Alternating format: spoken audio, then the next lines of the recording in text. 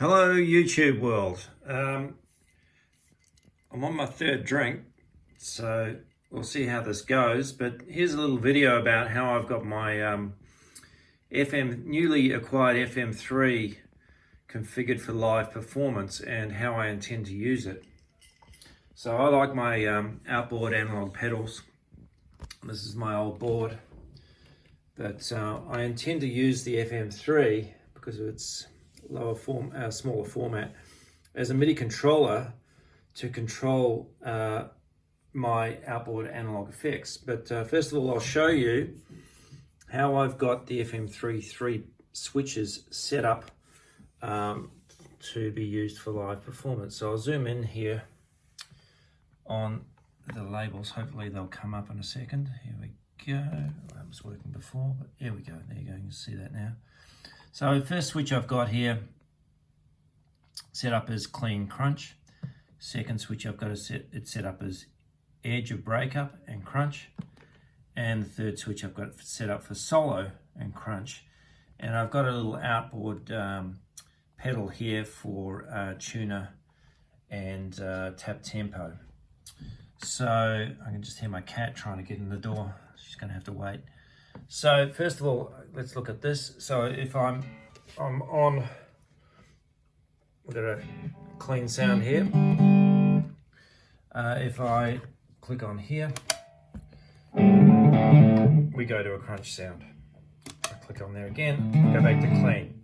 So the idea is that I can get from clean to crunch to edge of breakup to solo with one switch at any given time. So clean to crunch, and back again. Clean to edge of breakup. I want to get back to crunch. I want to get back to clean. I go back to here. If I want to go to crunch, I go to here. If I want to go to solo, I go to here. Now, if I want to come back from a solo to clean, I obviously go to here.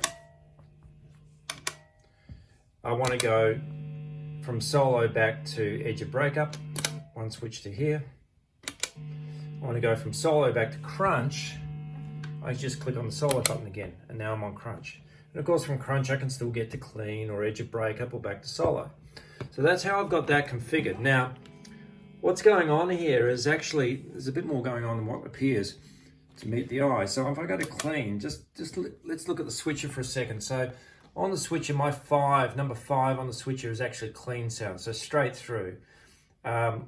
Number 3 is actually what would normally be my my edge of breakup sound, but I'm not using it here. I'm using number 2 and number 1. So number 2 is actually engaging the SL drive, and number 1 is engaging the dualist. And it's all done from back here. So if I zoom out here, watch what happens when I go clean to crunch here.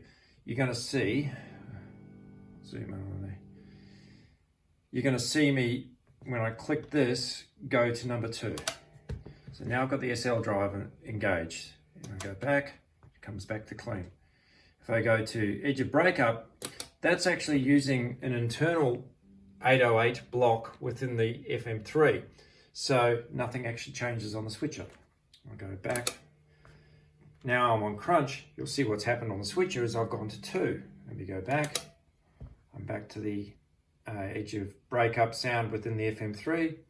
If I click on solo, we'll engage the dualist. So you can see that's gone to 1, which is the dualist. I want to go back to crunch. I come back to 2. I want to go back to clean. And that's all controlled from MIDI within here, MIDI out to the switcher. Now my intention is to actually swap out this large switcher for a Morningstar SL5, which is probably about a quarter of the size of this, will enable me to get this FM3 onto my board and then also be able to switch in and out any analog equipment I want and completely control it from within here. So hopefully you've liked this video. Hopefully it's helpful. Like it, or please just keep an eye out for anything else that I post. This is my very first video and not very slick, but hopefully it's helpful to somebody to see how I've got this all set up. So adios and happy playing in the COVID times. See ya.